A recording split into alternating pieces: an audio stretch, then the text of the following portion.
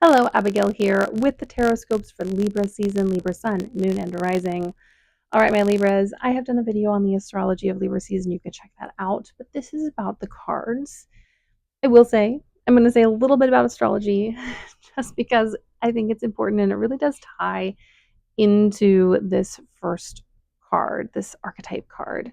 But remember that Jupiter is in Cancer, squaring your sign.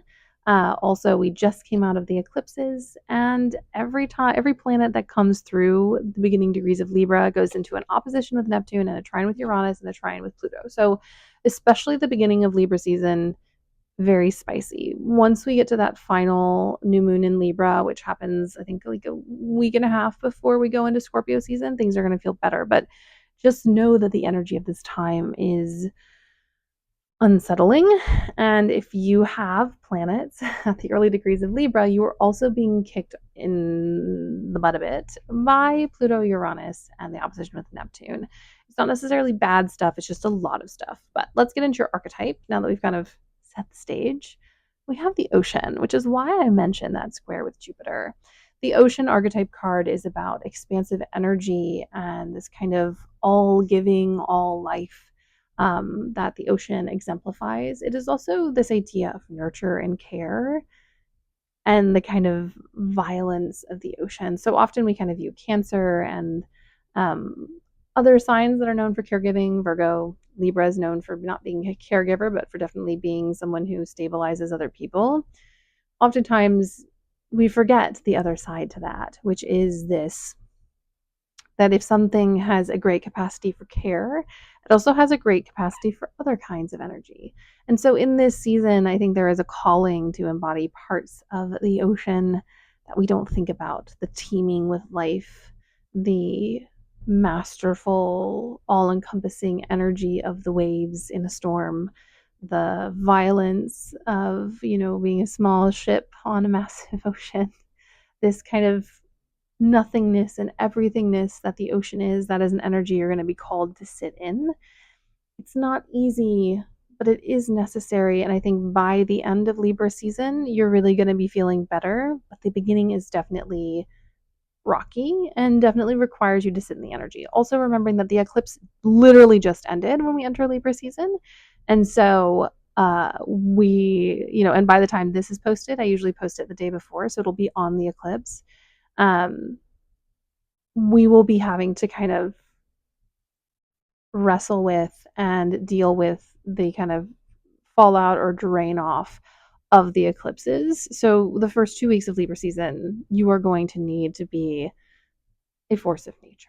And that is what this archetype ocean card is calling you to. I also love the shell up here, and I know there's a name for it, I can't remember it right now, and also the eye, this idea of perception and understanding.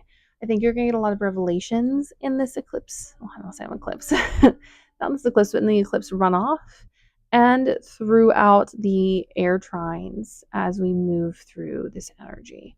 So yeah, it's going to be a lot, but I do think that my Libran humans are capable of navigating it. It's just going to feel like you always are doing this, and that's too much. I'm not saying there's not going to be good times, but you're going to be dealing with a lot of complicated topics.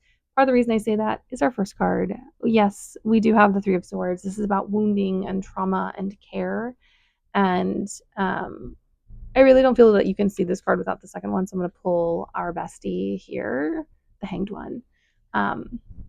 You are going to have to sit in some really difficult topics at the beginning of Libra season. Now, remembering that if you do have placements at the early degrees of Libra, you've been getting pinged off of by Pluto for a minute, you've been getting, zinged off of Uranus for quite some time, and that opposition with Neptune, and then earlier, that opposition with Saturn. So there is a lot for you to process. This is a big crossroads in my Libra placement people's lives. This is a moment of huge change and transformation. Also, this is a moment of you recognizing the edges of your capacity and recognizing the edges of what you are able to handle and participate in as a person. So many of my Libra risings and Libra suns and Libra other placements, moons, etc., are so good at being everything to everyone. Not quite in a Gemini way, obviously, or an Aquarius way, but uniquely in this Libran way of being able to kind of counterbalance in a really beautiful way other people's situations and needs. However, you deserve to balance your own life. You don't need to be a counterbalance for everyone. And I think this is really what's happening, is that you're being asked to become your own person and your own being. And I'm not saying that you don't have your own personhood, but you're being asked to do these things outside of the context of the people you're around. So for a lot of you, especially if you have eighth house placements, this is about separating yourself from family. It doesn't mean like cutting them off, but setting boundaries and being like, hey, if you behave this way, I can't counterbalance that behavior. That's a no-go for me. If you're in a relationship, recognizing that, that relationship might be taking on a lot of the pressures of the other stuff that's happening, or you're doing the same thing for that person and you're counterbalancing them while sacrificing your own needs. And so this is a moment to sit with and ask yourself, firstly, where did this come from? This constant desire and need to be, the yin to everyone's yang, as it were, and to really accept that you don't have to always be the other thing to someone else's thing. You need to have your own things and your own life and your own ethos. And while I'm sure a lot of you already have that, I think a lot of Libra people tend to get kind of soaked into other people's experiences.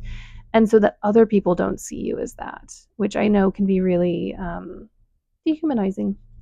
So the beginning of Libra season is very much that. It's very much sitting in this cosmic energy and recognizing your needs and what you desire and what has to happen in order for you to be a happy, whole person. It also is going to require you to kind of take a look back in the past in order to heal the present. But I think it's more on focusing on what you desire now and how you can unravel that rather than, exclusively healing the past. And then we have the Ace of Swords, and it really does feel like there's going to be a turning point in the season for you. I think it is going to happen around that full moon in Aries. There's a lot of activation around who we are and our belief in ourselves, and having that full opposition with the moon is going to challenge us to really advocate for who we are and what we need. Will things be getting smoother by that full moon? Maybe not, but that new moon in 2 weeks, that'll be 2 weeks after, with the Venus ruled, Venus in Libra moment, is going to be really transformative for you. So definitely look hopefully towards that final new moon in this Libra season, and recognize that you can change trajectory at any point and that these things will unfold based on your chart. So I always encourage people to go look at your charts, go read your chart, go see what's going on in your chart. It'll really help you kind of place yourself in these readings. And if you don't know, a great place to start is getting your first astrology reading. Me, someone else, doesn't matter. And then starting to put it in the context of your own life and starting to learn the aspects. I have people who always ask me, like, what is the best resource for astrology? I always recommend the Chani app. It's really great. To get a lot of the features, you do have to pay a subscription, but depends on how much you really want to know and how much you can spend. But honestly, the best resource is slowly but surely teaching yourself basic astrology. You don't need to become an astrologer to understand your own chart. You don't need to become a professional if you don't want to, but really getting good at just the basics, the house systems, understanding aspects and kind of the quality of the zodiac signs and the archetypes of the planets. It can really just help you have a kind of day-to-day understanding of what's going on without needing to kind of like master anything. And then last but not least, in this moment, well, we do still have bottom of the deck, but as far as the ones that I pulled, we do have a Ten of Pentacles. And I do think that that final eclipse that we're coming off of has some really beautiful gifts for you. This was actually in my reading for the week ahead with the eclipse. There are some lovely gifts. There's going to be some great coming together. You being able to recognize your own needs and what you have to have in order to be successful, whatever that means to you, or to have your needs met, to live in community and harmony with the people around you. That recognition, that processing is going to create some really beautiful moments and gifts. I also think some of you might be getting a bit of a landfall. We have these big trines. It's just going to happen in a really unusual kind of topsy-turvy way. You might be getting a landfall. I think windfall is what I meant, not a landfall. A windfall. Some kind of excess of abundance. Maybe that's in friendship. Maybe it is financial.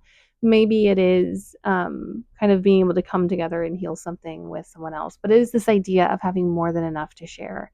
So I encourage you to look forward to that, to hold this card in your heart in the moments when you are having to sit with the Hanged One and with the Three of Swords. But there is something really beautiful in Libra season for you. So keep an eye out. And last but not least, we have the Hierophant. A lot of you are going to be coming into a time where you are in between being a student of something and being a teacher of something. If you have been kind of hiding your light as a mentor or as someone who has a lot of lovely information, you are air heavy in some way or another. Now is the time to really start considering that this is giving back, that your knowledge is valuable, that the things that you understand and process in your own unique way has a place in your community and the greater world, whether that is you being someone who does content or someone who just has a special interest that you love to share. There's a lot of value in that. And you're going to be called more and more to kind of step out of the follower student position and into the one who has the knowledge and who is giving the gifts.